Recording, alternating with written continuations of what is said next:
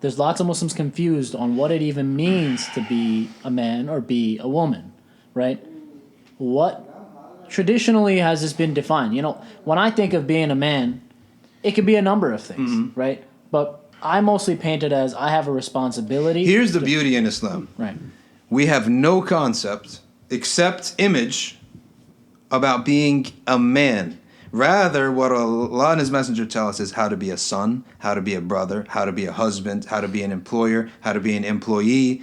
It's far more nuanced than just a man and a woman. Right. And that's a big thing, right? So if you notice, when does Allah say men and women? He says in your appearance, right? Right. He says in your appearance. A man who tries to come with the appearance and walk and talk of a woman, softening his voice, dressing with what is commonly known as women's dress at that time, okay? Because there's some cultural things there, right? Behaving like a woman, what people would look and say, you're behaving like a woman, right? If you, like in English, they say if you get 100 guys at the bar, right? 10 guys at the bar, right? What are they going to say? They're going to give you the average answer of the people, right? We would say something similar, right? And like, we'd have our own analogy. If you get 10 people who pray, they'll define, is this guy behaving like a man or a woman, right? You get 10 women, is this woman behaving like a man or a woman? So it's cultural.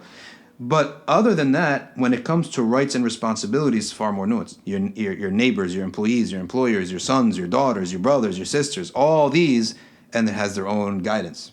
And so what would you recommend for a lot of people who are trapped in this kind of feminist dialogue, or even the men who don't understand the rights of women? You know, there's two extremes. How would you address both of them, right? There's one that's, they're lost in their own extremes, right? So how would you address both of them? And there might be people listening to this now, who are wondering, what can I do to properly understand the balance? So what you're referring to is people sort of caught in their mental matrix, right? Yeah. And being caught in a mental matrix is something we build up our own mental matrices, right? Matrices, I guess the plural is. And honestly, a lot of times when people are stuck on an opinion, it's a reflection of arrogance, right? Even we should be listening to everything, right? Absolutely. We shouldn't shut out anything. Even though I'm sitting here mocking a lot of things, I'm not even going to open up certain articles to read, right? But at the same time, right, there has to be a degree of flexibility to listen and some humility. Maybe there's a point somewhere. As absurd as an idea might be, there might be something that we should be listening to. So in the general query, what you're asking right now is people are in a mental matrix. They cannot get out unless they're humble enough to listen. They have the humility and willingness to listen, right? If they're not humble enough to listen, humility, firstly, they probably already shut the podcast off, right? Right.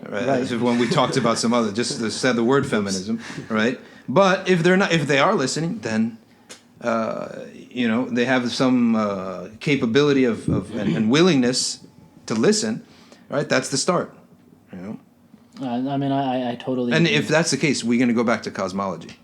We're going to go back a step. Do we agree on what exists? This is the first question.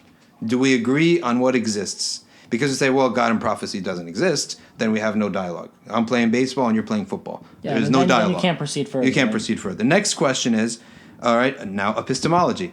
Now that we believe that God and prophecy exists, where did God and prophet put their teachings? So if we're going to agree on the Quran, no doubt about that. Are we going to agree on the hadith? Right. I don't enter a discussion if the hadith is not agreed upon. It's like saying, let's play baseball, but no bats. Right? Yeah. Not accepted. Right? I won't accept it. Right. And I've noticed, and I think I was talking to Ali about this earlier, that all of these extremes, whether it be these extreme feminists or these people who are, they don't count hadith, right? The liberal groups, right? I feel like all of them have put together this own fifth madhab of theirs. The misfits, basically. Yes, the misfit madhab. Yeah. And I think that's a good name for it. That's what it is. Right? That's what it is. And I can't take credit for that myself. So a very good friend of mine told me, the misfits. This is what and here's the thing. Amongst us, what's the back door for all these people to come into the community? Right? It's through weak ulama, right? Weak, quote unquote, claiming spirituality and tasawwuf. This is what's driving me insane these days.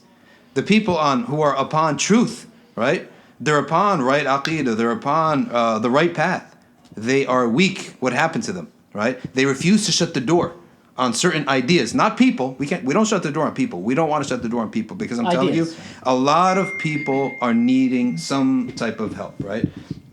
A lot of people need help. A lot of people need compassion. Yeah. But ideas, you have to be staunch on your aqidah. You got to be staunch on your beliefs, right? You cannot allow certain doors to open. At night, if there's a storm, are you going to allow someone to crack open the window, right? No. So we have to be welcoming to people, but crystal clear on ideas. And we shouldn't stand on platforms to confuse the people with others, all right, of those beliefs. That's part of being clear.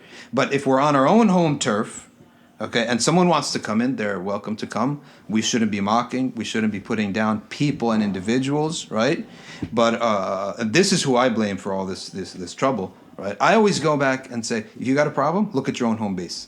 Look at your own behavior, right? La talumuni. Shaitan says, don't blame me. Walumu anfusakum. Blame yourselves. I always look at myself, right? So all this has happened because when we say the ummah, well, who are the group of individuals that are supposed to be leading our ummah is the ulama.